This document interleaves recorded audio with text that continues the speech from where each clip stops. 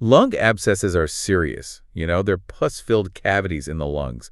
Um, how common are they really?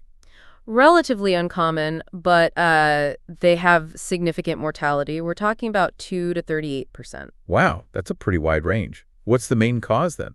Aspiration of oral secretions. Yeah, poor dental hygiene is a major risk factor. So basically bad breath can lead to a lung abscess? Seriously? It's a contributing factor, yes. Alcoholism increases the risk too. Okay, so what other factors contribute to lung abscess formation? Elderly age, diabetes, drug abuse, and weakened immune systems are all important. Right.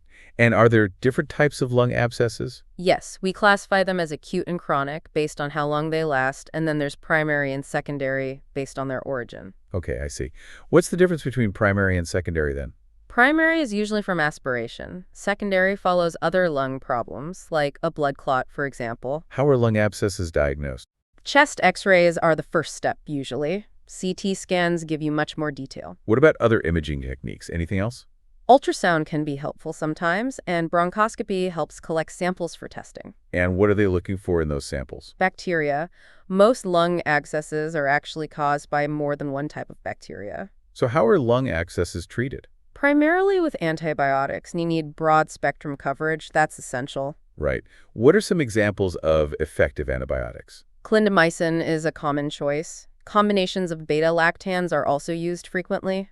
What about cases that are resistant to antibiotics? Then surgical drainage or resection might be necessary. What surgical options are available? Chest tube drainage is one option. Video-assisted thoracoscopic surgery, or VATS, is another. What are the advantages of VATS? It's minimally invasive. Smaller incisions mean a faster recovery. And what about the risks of surgery? Any downsides? Well, there's always a risk of infection, bleeding, and damage to the surrounding lung tissue. So how long is antibiotic treatment typically? At least 5 to 21 days intravenously, and then you switch to oral antibiotics for a total of 28 to 48 days. Okay. What about specific bacteria? Are there any common culprits? Anaerobic bacteria are common, and Klebsiella pneumonia is becoming increasingly prevalent. Are there any specific antibiotics for those bacteria? The treatment really depends on the specific bacteria identified in the cultures. What is the prognosis for lung abscess patients? Generally good with prompt treatment. Mortality really depends on factors like age and overall health. What are some potential complications? Pleural effusion, empyema, and bronchopleural fistula are all possibilities. And how can these complications be managed? They often require additional treatment, including drainage and more antibiotics. What role does respiratory therapy play in all this?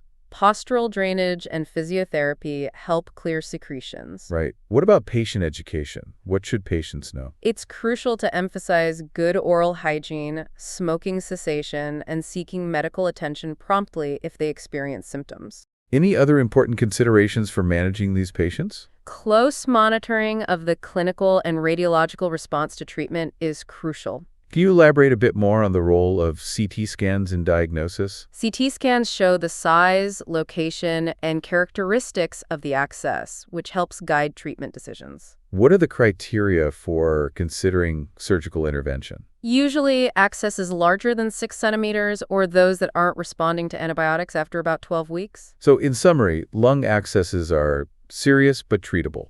Early diagnosis and appropriate treatment are key, right? Precisely, and a multidisciplinary approach is often the best way to go. That was a great discussion. Thank you.